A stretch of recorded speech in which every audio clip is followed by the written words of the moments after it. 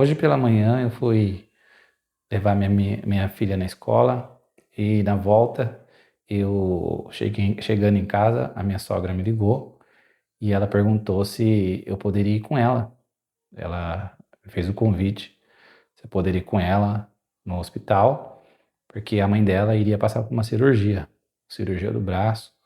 Ela quebrou, né, a parte do braço, do lado direito.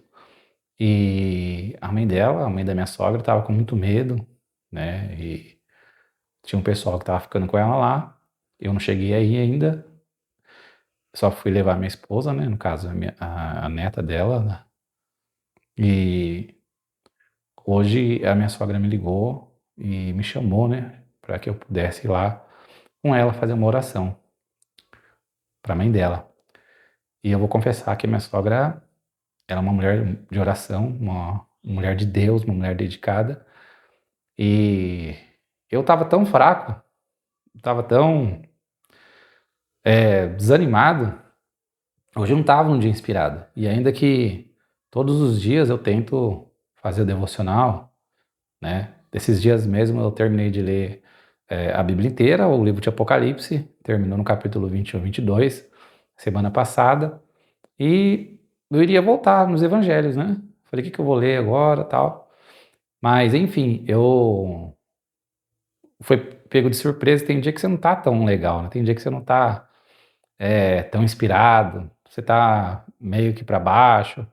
Justamente nesse dia que eu tava um pouco desanimado, a minha sogra me ligou e falou assim: vamos lá comigo fazer uma oração para minha mãe?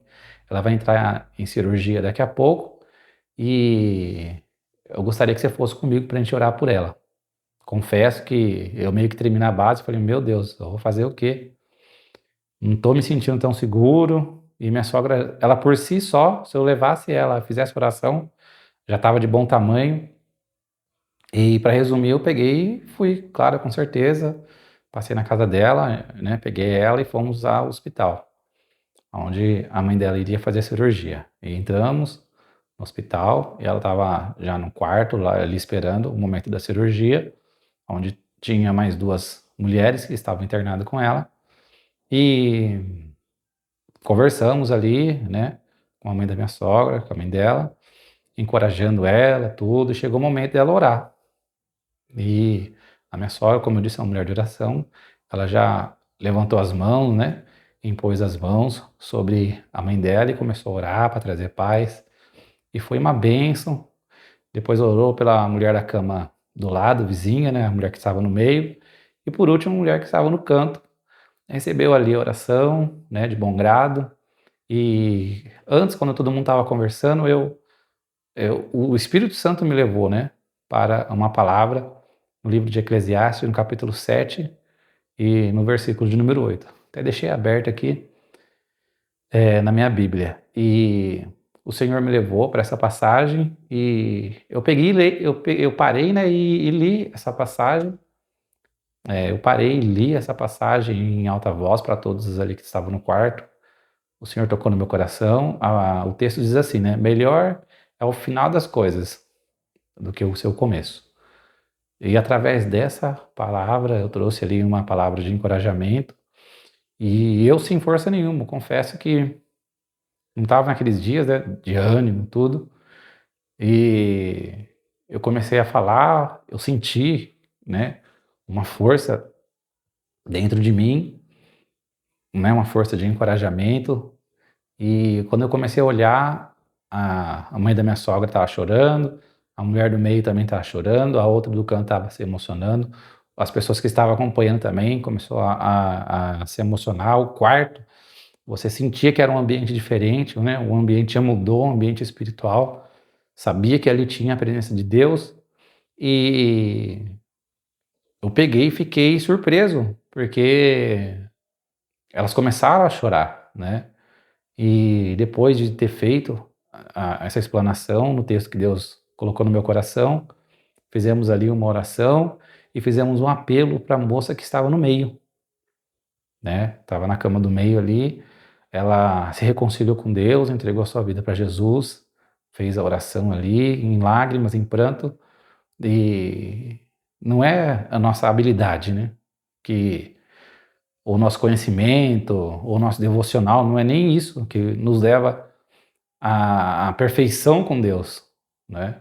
O que nos leva à intimidade com o Senhor é isso mesmo que Paulo diz, né? Quando eu estou fraco, então eu estou forte. O dia que eu estava fraco, o dia que, sabe, eu não estava com ânimo, não estava com aquela força espiritual, estava bem meio que para baixo, algumas coisas acontecendo. Eu fui lá, né, com a minha sogra e fui só para acompanhar ela e iria também ali interceder, mas o Espírito Santo me levou nessa palavra. O melhor é o final das coisas do que o começo. E chegando em casa, o Senhor me encorajou para que eu pudesse fazer esse vídeo. Ele tocou no meu coração e falou assim: fala as mesmas coisas que eu coloquei no seu coração para você falar lá no hospital. E eu quero dizer aqui, para quem está assistindo esse vídeo, quem for assistir, que o melhor é o final das coisas, não o seu início. O sábio Salomão ali, escritor do livro de Eclesiastes, ele vai dizer que o final é bem melhor do que o começo. Então, no começo, tem a alegria do nascimento da criança, a juventude, a adolescência, aquele vigor, né, que o jovem tem, os sonhos, projetos, muitas coisas. E chega numa idade, a gente vai envelhecendo e você pensa que não tem mais saída, não tem mais solução, né? O caso da mãe da minha sogra quebrou o braço, né? A pessoa cai, o meu avô mesmo, ele tinha quebrado o fêmur, coisas acontecem e você fica imaginando, o que vai ser da minha vida? Eu vou ficar debilitado, vou morrer, preciso de um convênio bom, né? A minha vida financeira também não está tão estabilizada, o que vai ser da minha vida? E a gente entende que o Senhor diz que o totalmente oposto, o melhor é o final das coisas do que o começo, não é? Porque independente do processo que a gente está passando, independente do que a gente passa no dia a dia da nossa vida, o melhor mesmo é no final, quando a gente passa pelo processo. O processo às vezes é doloroso. Aquelas pessoas que estavam ali no hospital, estavam internadas, era difícil. É um processo difícil. Algumas pessoas vão fazer cirurgia, né? Outras já estão próximo de ter alta. E o processo não é fácil.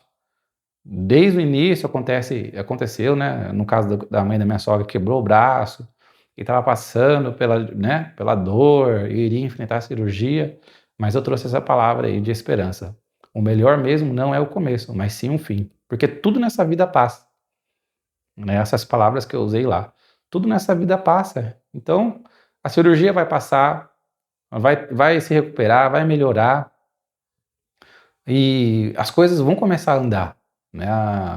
A vida vai se estabilizar de novo.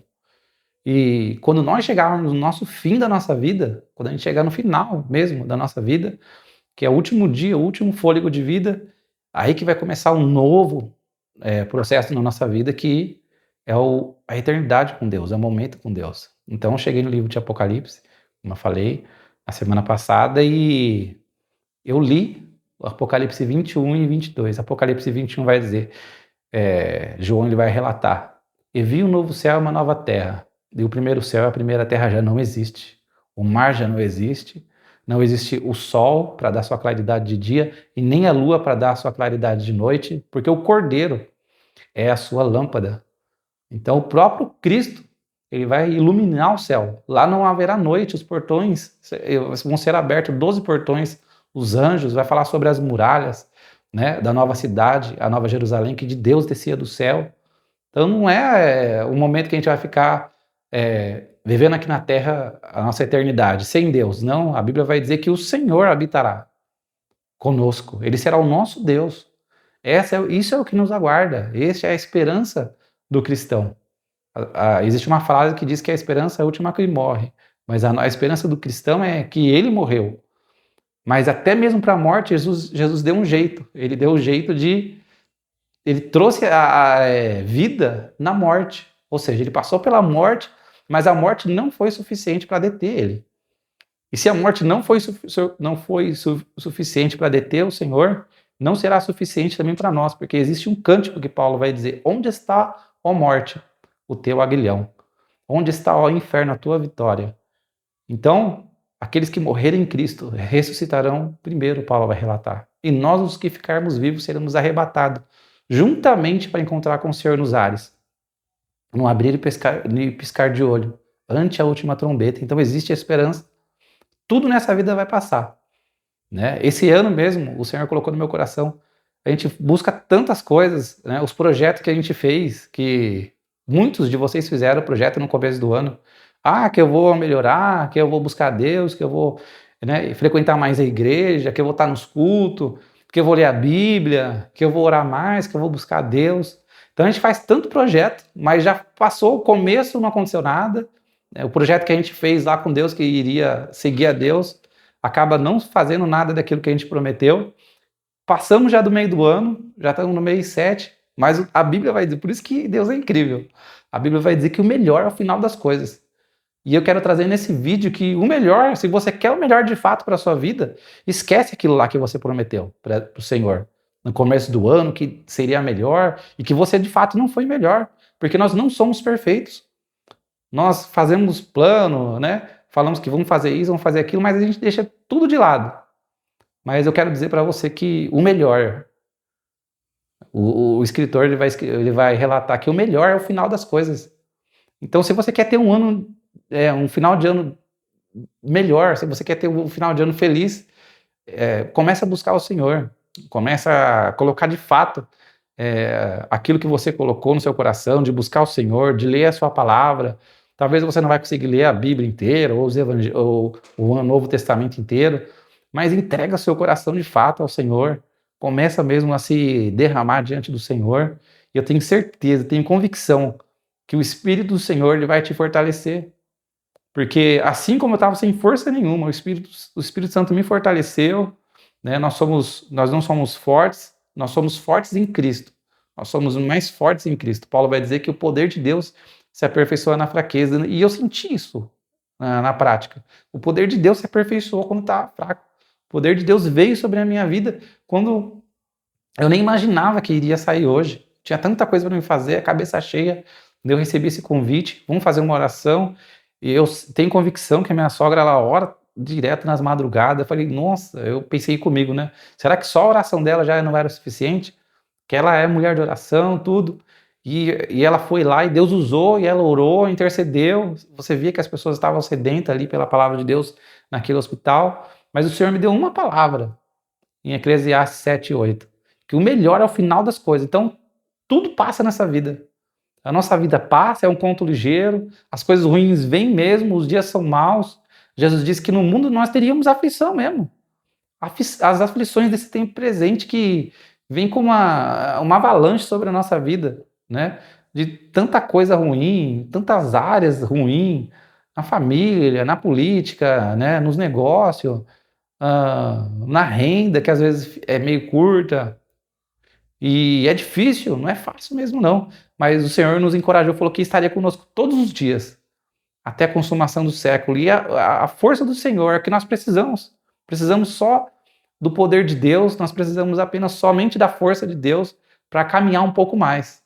Então, essa mensagem é para você.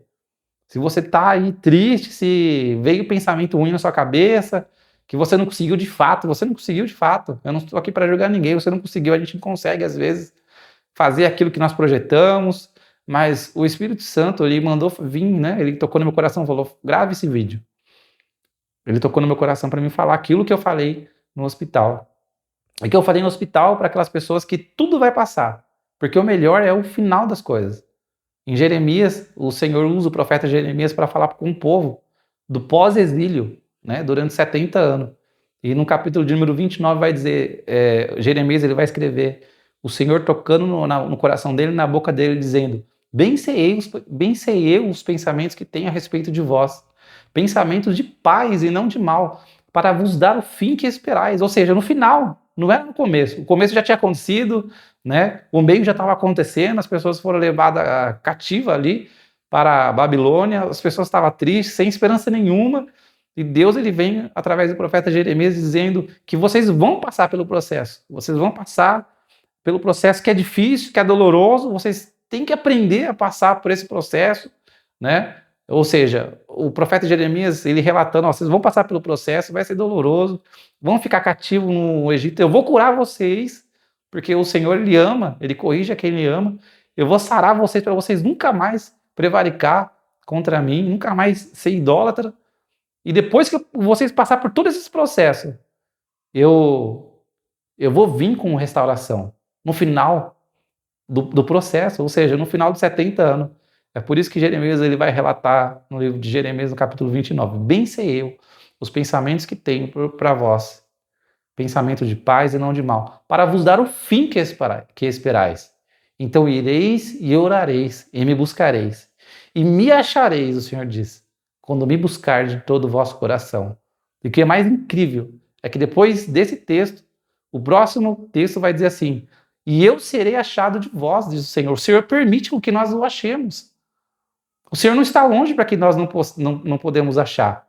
Mas a Bíblia vai dizer que eu serei achado de vós quando vocês me buscar de todo o seu coração. Então, não sei o processo que você está passando, como aquelas pessoas que estavam também no hospital, não sei o processo.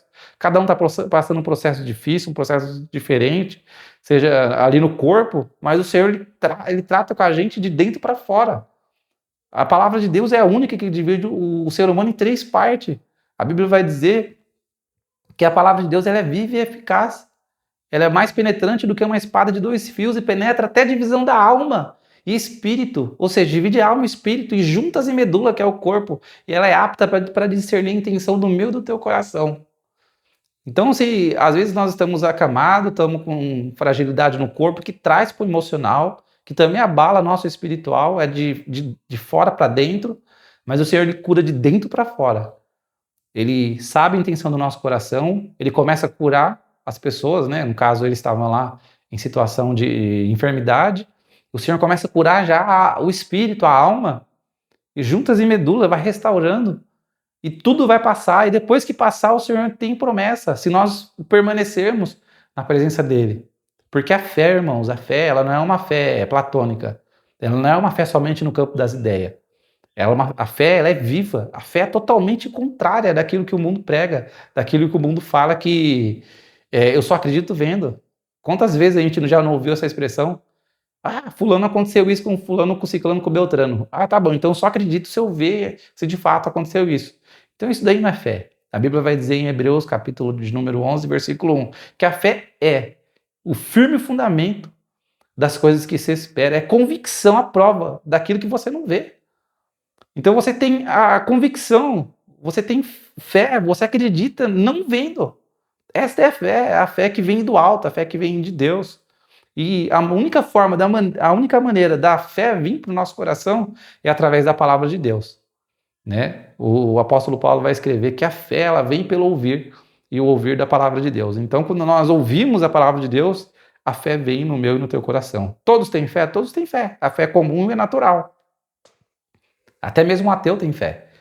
Ele pega um carro de aplicativo, ele entra no seu lugar de embarque, vai até o local de destino, acreditando que vai chegar até lá.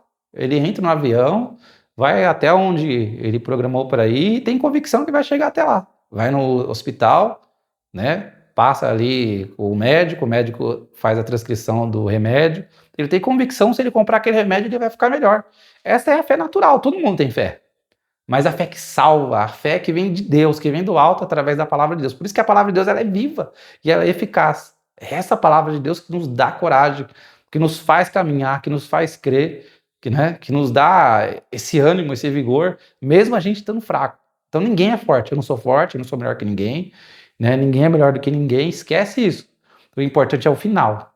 Se você caminhou o ano inteiro, desde janeiro, no culto lá da virada, você dobrou o joelho e chorou. Senhor, você é melhor, eu vou ser melhor marido, eu vou ser melhor esposa, eu vou ser melhor pai, eu vou ser mais espiritual, eu vou dar o meu melhor.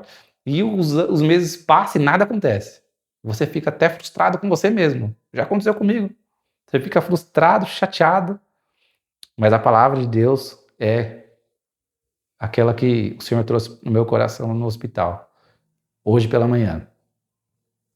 No livro de Eclesiastes, no capítulo 7, no versículo 8, vai dizer que o melhor é o final das coisas do que o começo. Então caminha com o Senhor, caminha com Ele, acredita nele, e você tem certeza, se você buscar Ele, não aquela fé que você fala que você acredita em Deus e você não faz nada. Porque a fé sem obra ela é morta. palavra de Deus vai dizer no livro lá de Tiago, que o próprio Tiago escrevendo, né? Você acredita em Deus? Você tem fé que Deus existe? Faz bem. Porque até os demônios creem e estremecem ainda. Só que eles não obedecem. E aí Tiago vai relatar assim, então mostra para mim a tua fé, sem as tuas obras, que eu com as minhas obras vou te mostrar a minha fé. Então a nossa fé ela não pode ser uma fé platônica, somente no campo das ideias, ou a gente achar que está fazendo alguma coisa. A fé verdadeira e genuína é aquela que a gente ouve as palavras de Deus e a gente coloca em prática. No livro de Apocalipse vai dizer que, no capítulo de número 1, versículo de número 3, bem-aventurado aqueles que lê a profecia desse livro e ouve, e também pratica as profecias que estão escritas nesse livro, porque o tempo está próximo. E o Senhor quer que nós o amemos com todo o nosso coração, com todas as nossas forças, né? De todo o nosso conhecimento. Então exige energia. Com toda a nossa alma, ó, 4 pilares. Nós amarmos ao Senhor com todo o nosso coração, de toda a nossa alma, com toda a nossa força, né? Com todo o nosso entendimento, ou seja, você precisa estudar as Escrituras, você precisa dobrar o joelho, orar ao Senhor, você precisa se relacionar com o Senhor. Você imagina você falar para sua esposa, né, ou para o seu filho, eu te amo, e não fazer nada? Então o amor ele é acompanhado de obra. Então se a gente ama a nossa companheira, né, a minha esposa, se eu amo ela de fato, não adianta falar que eu só amo e eu não fizer nada demonstrando um amor nisso daí. Jesus já demonstrou por nós o amor. A Bíblia vai dizer que o amor de Cristo nos constrange. O texto-chave da Bíblia, que é João, capítulo 3, versículo 16, vai dizer que Deus amou o mundo de tal maneira. Romanos 5:8 vai dizer que Deus prova o seu amor para conosco, em que Cristo morreu por nós, sendo nós ainda pecadores. Ou seja, não tínhamos merecimento nenhum. É por isso que o amor de Cristo nos constrange. Em 1 João, capítulo 3, versículo 16, vai dizer que nós sabemos o amor nisso, que Deus deu a sua vida por nós, e nós devemos dar a nossa vida pelos nossos irmãos, pela nossa família. O nosso amor tem que ser sacrificial também. O amor que você tem pelos seus familiares, pelos seus filhos, você tem que se doar. E se nós amamos de fato ao Senhor, nós iremos mostrar em prática que nós o amamos. Nós iremos nos relacionar com Ele e falar, Senhor, eu não quero mais viver na prática do pecado, eu amo o Senhor, eu vou fazer o máximo, e eu quero que o Senhor me ajude a sair dessa situação. É sinceridade, irmão. A gente tem que colocar a sinceridade no nosso coração, para a gente sair dos vícios de tudo aquilo que desagrada ao Senhor. Eu passei por esse processo. Falei, Senhor, eu quero sair dessa situação, me ajuda. Muitos anos atrás, eu orava ao Senhor, colocava as cartas na mesa, o Senhor falou, então você tem que buscar. E quando você me buscar de todo o seu coração, eu vou permitir que você me ache, e sereis achados de vós. Esse texto é tremendo, irmãos. Então, o Senhor permite que nós o achemos, quando nós o buscamos de todo o nosso coração. Amém? Então, essa palavra que eu trouxe lá no hospital, essa palavra que o Senhor deu no meu coração para eu falar aqui hoje, fazer esse vídeo. E aqueles que vão ouvir, não importa, irmão. Se o irmão gostou do conteúdo, dá um like aí, um joia, se inscreve. Eu estou começando agora, mas já tem desde o início que o Senhor toca no meu coração. Tantas mensagens que o Senhor colocou no meu coração, sempre fui voltado para o ensino da palavra. Na escola dominical, eu sempre ensinei, sabe? Já tem anos já que isso acontece. Eu não ligo tanto para o ministério de ser chamado isso ou de aquilo, tanto é que nem sou pastor. Eu sou apenas um irmão. Eu tenho, né, a parte ali de servir na igreja, do diaconato, não menosprezo isso. Mas o mais importante, Pedro ele vai dizer no livro de Atos dos Apóstolos, capítulo de número 6, que o mais importante é a gente não menosprezar o ministério da oração e o ministério da palavra, né? Então, no começo da minha caminhada ali, muitos anos atrás, mais de 15 anos, eu fui separado para cooperador, né? Passou muitos anos depois que fui separado, né, para o diaconato, e alguns amigos meus foram separados para o presbitério, e eu fiquei meio que para trás, fiquei chateado. E aí um dia eu falei, Senhor, todo mundo está passando, né? Está sendo levantado, consagrado, eu aqui para trás, já fiz teologia, já fiz isso, fiz aquilo, eu estou me esforçando, nada acontece. E o Espírito Santo ele veio assim na minha mente, no meu coração, e falou assim, não menospreze o ministério da oração e o ministério da palavra, os ministérios mais esquecidos nos dias atuais. Não é que você tenha uma carteirinha de pastor, de missionário, isso ou aquilo. Esquece isso, irmão, isso é besteira. O Senhor ele coloca lá no livro, está escrito no livro de Efésios, no capítulo 4, a partir do versículo 11, que Deus ele levanta homens mesmo, para que pastores, evangelistas, né, pastores mestres que venham a dar o crescimento da obra. Para o crescimento, o Senhor levanta isso. Eu acredito, eu não estou menosprezando isso, esquece.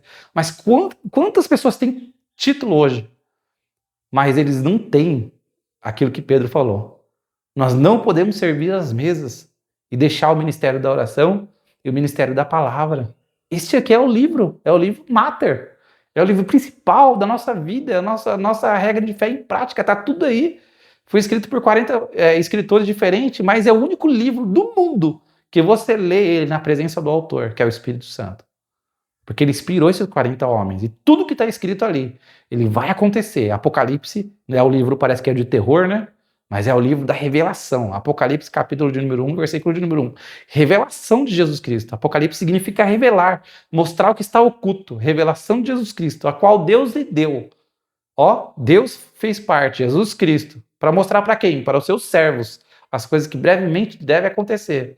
E as enviou ao anjo para notificar para João 5 personagens no capítulo de número 1, versículo de número 1. Então, Apocalipse não é livro de monstro, não é livro de nada disso. É bem certo que vai acontecer muitas coisas, porque vai vir a ira de Deus, de fato, sobre o mundo. Mas a igreja é só mencionada no capítulo 2 e 3, depois você não vê mais. O próprio livro de Apocalipse, ele é tremendo, eu acabei de ler ele semana passada. Apocalipse 1, capítulo 1, versículo de número 19. Ele se divide em 3 partes. Então, João estava na ilha de Patmos e ele recebeu essa mensagem. Quando João ele olha para trás, ele vê o Senhor glorificado. Não aquele Cristo que estava cansado na cruz do Calvário, ferido.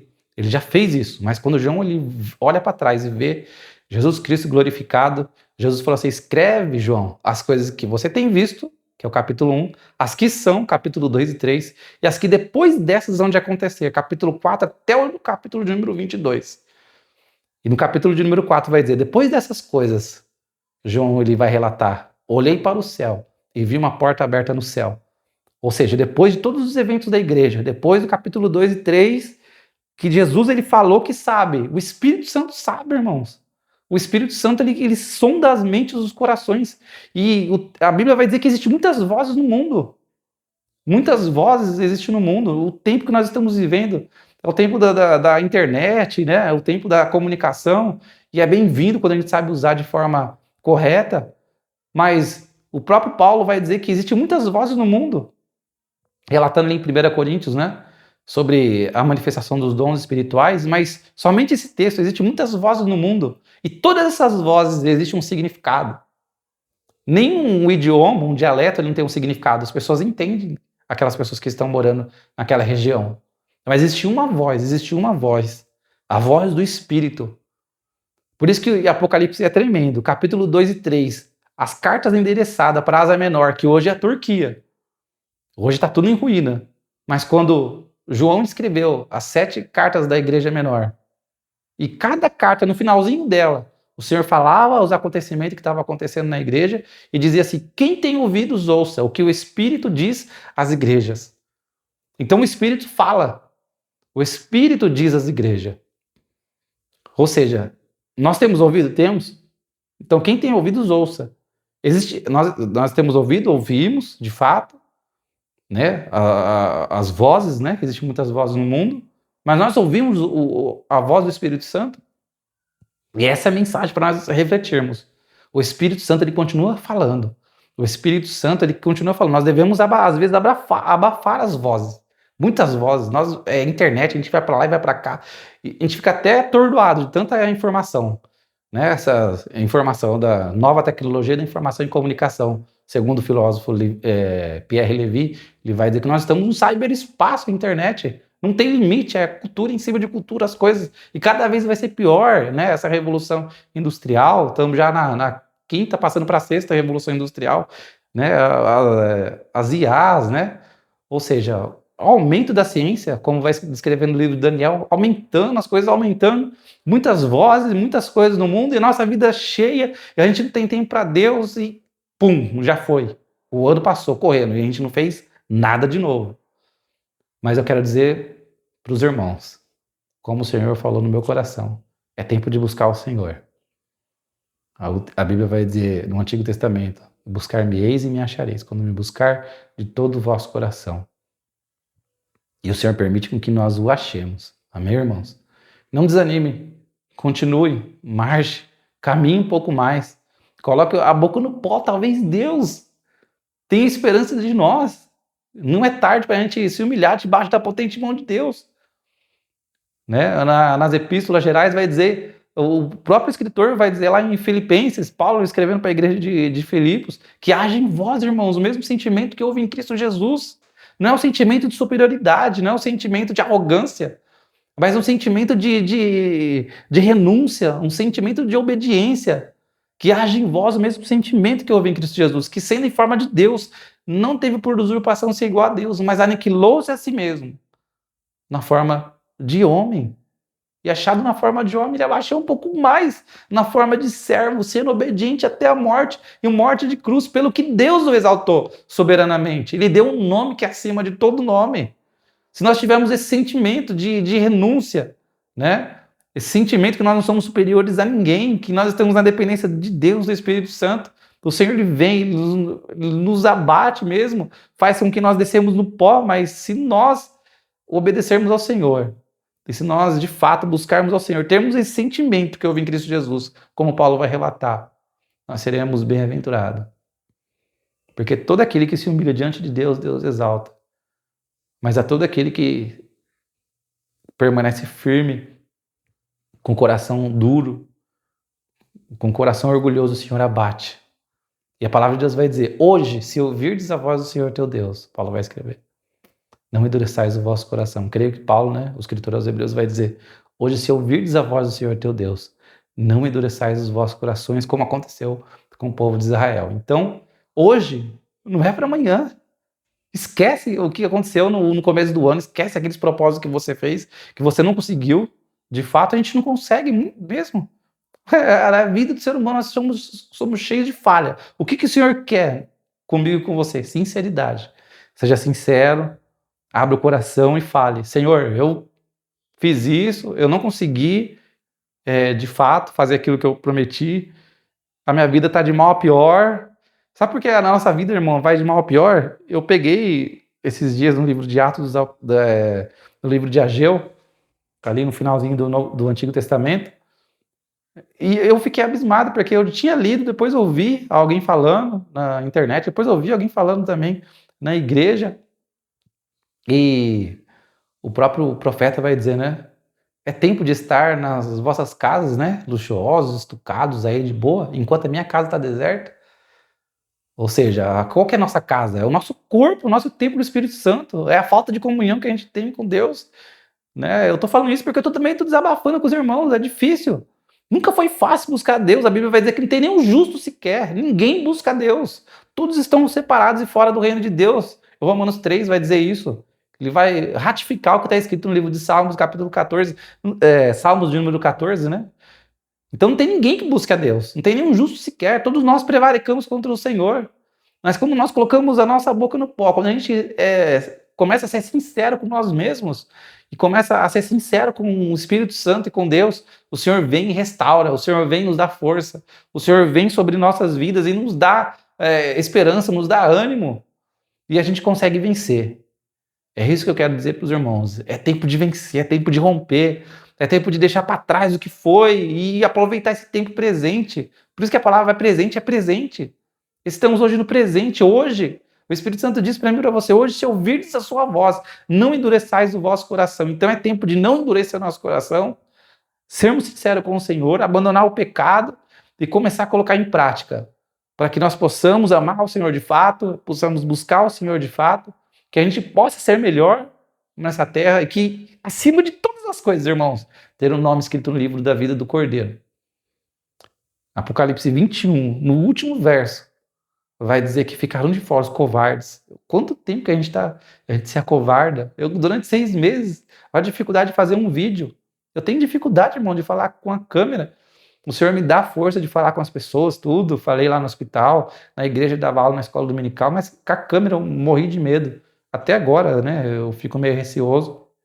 Eu nunca passei por isso, mas é tempo de deixar a covardia de lado. né? Eu não quero ficar de fora. A coisa mais valiosa da nossa vida é buscar o Senhor, é ter o nosso nome escrito no livro da vida e do Cordeiro. O nome do cristão está escrito no livro da vida do Cordeiro. E o mais interessante não é o que é descrito em Apocalipse 21, que as muralhas, né, são lindas, os 12 portões, os anjos, né, os fundamentos são maravilhosos, de pérola, a praça da rua de ouro, que lá não tem noite, é só dia. Irmãos, é uma coisa tremenda. Você fala, meu Deus, todo mundo quer ir para o céu, todo mundo quer estar no céu. Mas o mais importante, Jesus vai estar lá. O Senhor vai estar lá, Ele vai ser a lâmpada. Ele vai ser o que alumia. Ele vai ser a nossa esperança. E quão ansioso aqueles que amam ao Senhor de fato, com todo o coração, alma, espírito. E conhecimento, porque a gente busca ao Senhor. Quão gratificante será quando a gente entrar por aqueles portões e o nosso nome está escrito no livro da vida do Cordeiro, a gente abraçar o Senhor e ficar para sempre com o Senhor. Irmão, não importa. Poderia ser num lugar não tão luxuoso e chique como o céu, mas se o Senhor estiver lá. É por isso que, né, eu vi um pastor dizendo uns anos atrás que por que o Senhor não salva toda a humanidade? Porque o céu é lindo, né? Até o Satanás queria fazer o trono acima do trono de Deus, subiria acima, estaria acima. A arrogância veio no coração de Satanás. Ele não queria largar o céu. Mas por que ele foi expulso?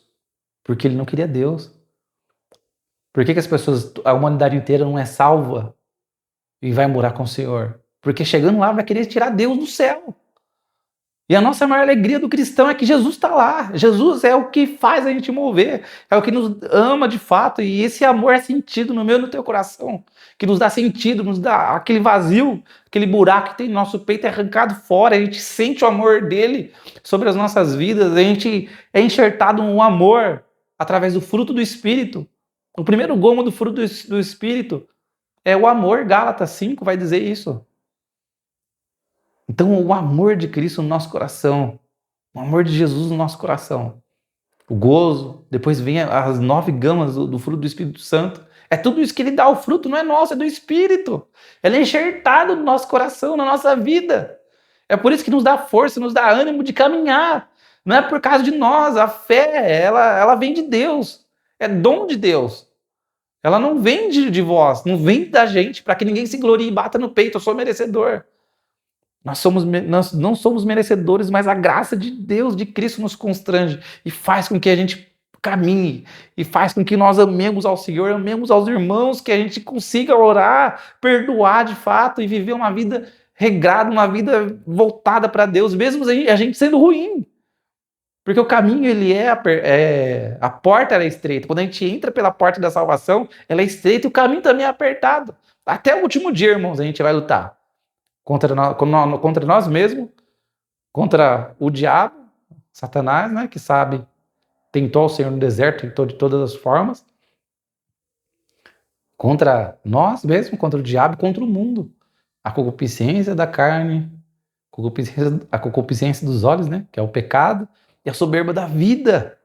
E o Espírito Santo, ele convenceu aquela mulher no hospital. Eu fui somente um canal fraco, fragilizado, eu sei disso, e eu vou continuar assim, mas a graça de Cristo nos constrange, vem sobre a nossa vida e nos dá coragem para falar, nos dá coragem para vencer. E eu tenho certeza que o Espírito Santo agiu na vida daquela mulher lá, e ela começou a chorar, eu senti uma atmosfera diferente, e ela começou a ficar com o coração alegre, ela fez a oração, recebendo Jesus no coração dela, porque o Espírito Santo convenceu ela. O texto vai dizer, lá no livro de João, que o Espírito Santo convencerá o homem do pecado, da justiça e do juízo. No versículo seguinte vai dizer do pecado porque não crê em mim, Jesus diz. O maior pecado não está nas drogas, não está nisso, não está naquilo. Não crê em Jesus. O Espírito Santo convence o homem do pecado porque não crê em mim, Jesus diz. Da justiça porque ele cumpriu toda a justiça de Deus aqui nessa terra. E do juízo porque o príncipe desse mundo foi julgado, irmãos. Então, o texto sem contexto torna pretexto. Eu ouvi um pastor dizer isso. Para todo tipo de questão de heresia. Então, a Bíblia é tremenda. É tempo de amar o Senhor de fato, é tempo de buscar o Senhor de fato, é tempo de se derramar o Senhor de fato, de ser sincero diante da presença do Senhor, porque o melhor é o final das coisas. Eu não sei o que você está passando, mas tudo que você estiver passando vai passar. A dor que você está vivendo vai passar. A depressão que você está vivendo vai passar. Se você colocar Cristo na sua frente, busque ajuda, busca assim, ajuda, tratamento. Deus deixou os médicos na terra, os psicólogos, né? Para a gente se estabilizar e ter mais calma, né? Você vai passando por aquilo, mas coloca Jesus também. Coloca como prioridade na sua vida. Busque primeiro o reino de Deus e a sua justiça. É tão simples o evangelho. A gente que complica demais, que quer falar isso, quer falar bonito, que esquece disso, irmão. A palavra de Deus ela é tremenda. Busque o reino, vamos acordar, coloca o joelho no chão, dobra, coloca a boca no pó. E Deus ele vai trabalhar na nossa vida. Ele vai dar ânimo, vai nos fazer com que a gente vença um dia após outro dia. A gente meditar de fato na palavra do Senhor, a gente vai vencer. E eu quero que os irmãos coloquem isso em prática a partir de hoje. Fala com o Senhor, seja sincero. Fala, Senhor, fiz isso, fiz aquilo, mas não cumpri nada.